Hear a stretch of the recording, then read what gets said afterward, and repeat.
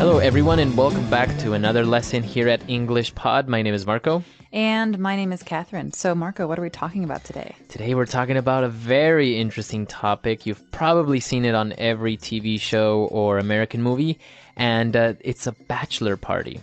Uh-oh. Yeah. I've heard bad things. Bad things about a bachelor party. Well, they can be fun, but at times they can be a little bit too excessive, too much. But before we get started on the dialogue, why don't we take a look at vocabulary preview? Vocabulary preview. Well, the first word we've got here is the topic of today. This is the bachelor party. So what is a bachelor exactly? Right. Well, a bachelor is a person who is not married. A single person. A single guy specifically, right? All right. So it's a man. Man. Before he's married. Right. So for women, you would say a bachelorette.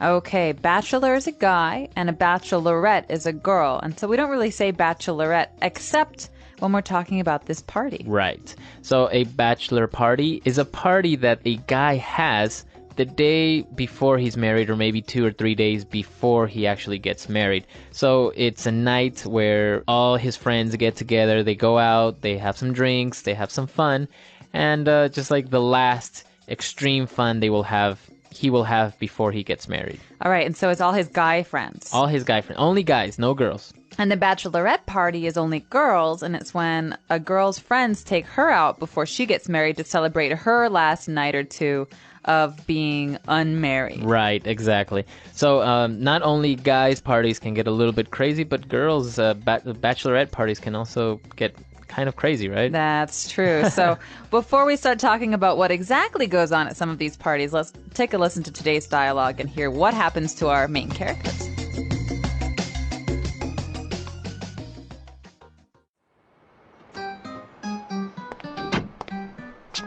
Hi, honey. You'll never guess what. My friends Julie and Alex are getting married. Wow, that's great news. They're a great couple. I know. Anyways, I just talked to Alex's best man, and he is organizing the bachelor party. It's gonna be so much fun. All the groomsmen are thinking up all the wacky and crazy things we're gonna do that night. You aren't going to a strip club, are you? I don't want you getting a lap dance from some stripper with the excuse that it's your friend's party. Ah, come on. It's just some innocent fun. You know how these things are. We're gonna play drinking games, get him some gag gifts, and just have a good time. Nothing too over the top. Well, I don't know. Come on. If one of your friends was getting married, I wouldn't mind you going to her bachelorette party.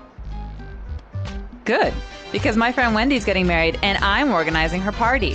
What?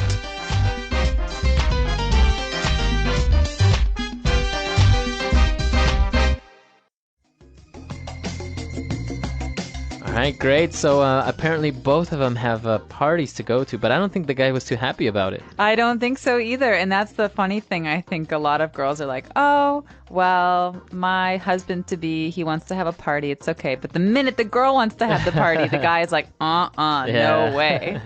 That's true. I guess, we can talk a little bit more about this towards the end. Before we start on this really interesting topic, why don't we take a look at some of the language on Language Takeaway? Language takeaway. Well, Marco, the first few words are actually more wedding terms than bachelor party terms. The first one is best man. Right, the best man.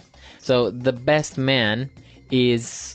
Who is he exactly? He's usually the groom's best friend. So the groom is the man getting married, and his best friend has the position of best man. So he has some special things to do at the wedding. He has to make a speech, for example, and he has to stand next to his friend when the friend gets married. Right. And it's just a very special position of honor that the best friend has in his friend's wedding. Okay, and among those responsibilities, the best man is usually the one that has to organize the bachelor party, right? Exactly. Okay, so best man. And, well, the rest of the groom's friends are also present at the wedding, and they are called the groomsmen. All right, so groomsmen. And so usually these are maybe 3 to 5 guys, 3 to 5 men who are friends of the groom or brother of the bride. It depends on the wedding. And they stand with the man when he gets married. And so they kind of have a lot of responsibilities as well. Okay, and the groomsmen usually are also present at the bachelor party. Exactly. All right. Now moving on to a bit more colorful of language, we have a place here, a strip club. Okay, so sometimes you see these in movies oftentimes, or for example, the TV show The Sopranos. This is often a place where Tony Soprano goes. A strip club is a club. It's like a bar that's open most of the day and night, where there are women who take their clothes off for money. All right, so you have the verb to strip, right? A strip club. So the verb to strip means to take off or leave without something. Right, so you can strip off your clothes. So it's usually used with clothes, right? To take off clothes, to strip. So you have a strip club, and in the strip club, you have as you mentioned, the girls that are dancing and taking off their clothes. They are called strippers. Okay, so stripper is a person who takes off their clothes as their job. And you can have male strippers or female strippers. True. So usually just saying stripper is a woman, and a male stripper is actually a guy. Okay, so you have this club that's very common in many countries, and, well, the strippers are dancing, and now they also talked about getting a lap dance. Okay, now this is getting a little bit, a little dirty. Lap is it's not really a part of your body, but when you sit down in a chair, your lap is the tops of your legs, so you can... you can hold something in your lap, like your backpack. Or maybe, for example, if you have a child that's 3 or 4 years old, you would sit him on your lap, right, on your legs while you're sitting down, maybe in the subway. Right, or a laptop computer is the kind of computer you can hold on your lap. So a lap dance is when one of the female strippers comes and kind of dances on your lap. Exactly, and so it's a sexy dance. You pay for it extra, and it's something that is very popular with young men and people who, these grooms and groomsmen before the groom gets married. Right. All right. And moving on, we have the last word for today, gag gifts. All right, gag gifts are joke gifts. They're meant to be funny. They're not meant to be serious. Right. And they're very popular at these kinds of bachelor parties and bachelorette parties. One kind of gag gift that's just very silly is like a whoopee cushion. Right. It's like a balloon you put on someone's seat, and when they sit down, it makes a farting sound. Right. So those are gag gifts. Anything that's kind of to joke around. It's not really useful. It's not like giving somebody a T-shirt, right? Right. Or a gift card is a nice gift. It's not. It's not a gag gift. Right. So there are a lot of different types of gag gifts, and actually some of them are pretty good and funny, like like spicy chewing gum or the electric shocker. Oh yeah. When you shake somebody's hand. That's really funny. All right, so we've taken a look at a lot of words on Language Takeaway. So let's listen to this dialogue again, and we'll be right back with Fluency Builder.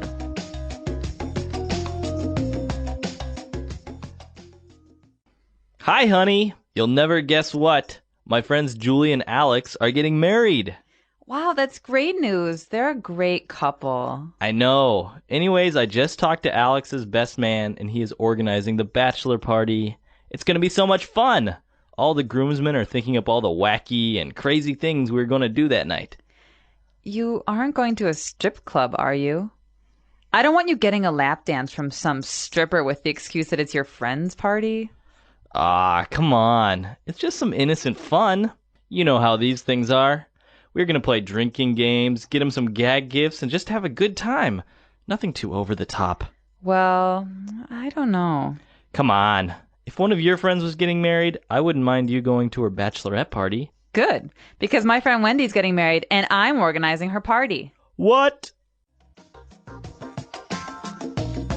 All right, we're back. So now let's look at some of the phrases that were used in this dialogue on Fluency Builder.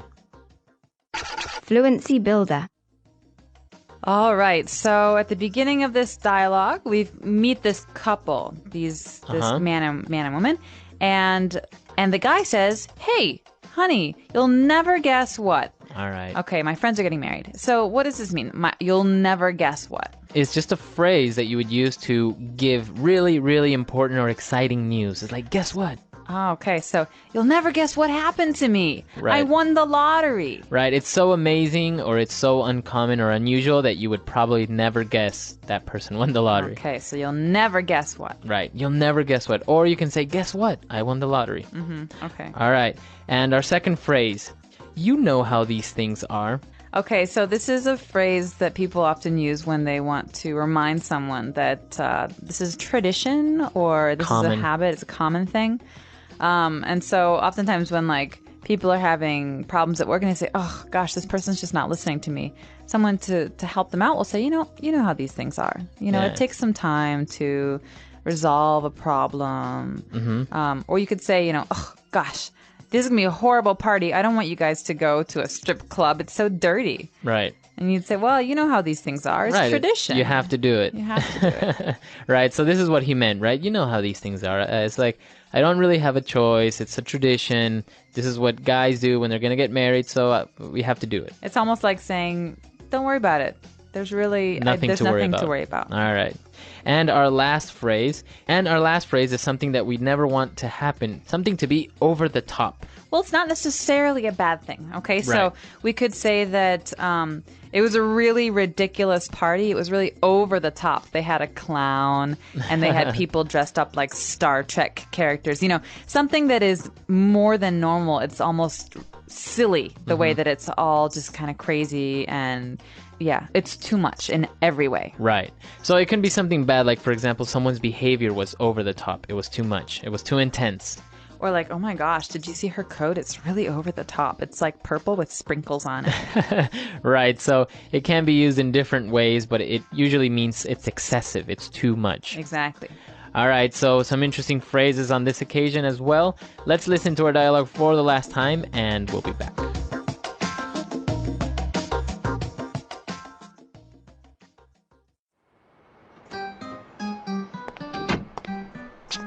Hi, honey. You'll never guess what.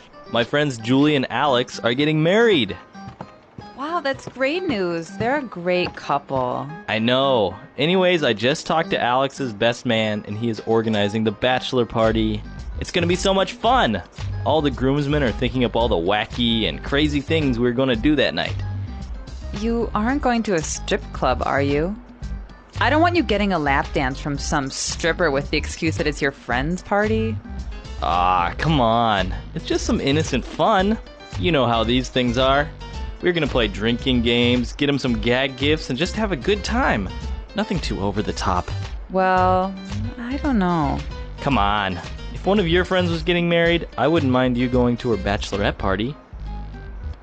Good, because my friend Wendy's getting married and I'm organizing her party. What?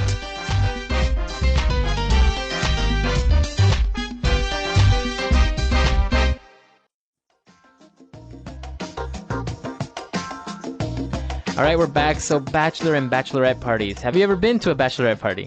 I have not yet, but one of my closest friends is getting married in a couple of weeks, and so I will be attending and helping organize a bachelor party. So do you have anything in mind? Nothing I can talk about. These things are meant to be surprises True. oftentimes, so I don't Yeah. want to spoil it. But I will tell you that my boyfriend just organized a bachelor party for his best friend. He was the best man in the wedding. Oh, okay. And it was very crazy. Oh, really? Did they also go to Vegas and do some of these things that we saw in the dialogue? They didn't go to Vegas, but they did some of the things we heard about in today's dialogue. They went to a strip club. They got lap dances. They drank a lot. It was very over the top. And I think this is something that most of our listeners probably have seen in TV shows or in movies or in different type of exposure of American culture, which is it's actually very, very common in Canada, the United States. I'm not really sure about Europe or England it is too. Really? My friend said that his friend was getting married and they all went to Portugal for a week. Wow. To have a bachelor party, and I heard something about mud wrestling. Wow. Well, I guess it's different in every country, and this is the interesting part. We want to know how these things are in your country. Do you have any traditions or any fun stuff that you do before the wedding, maybe after? I don't know. What about Ecuador? We don't really have strip clubs actually. So it's That makes kind it easy. Yeah. So we usually just do what we do every night. Just go out with friends, drink and dance, play the guitar, or maybe some gag gifts or some prank that we pull on the groom, but nothing too over the top. So yeah, we're really interested in knowing how it is in your country, so come to EnglishPod.com, leave your questions, comments, and we'll see you guys next time. Until then, bye everyone. Bye-bye.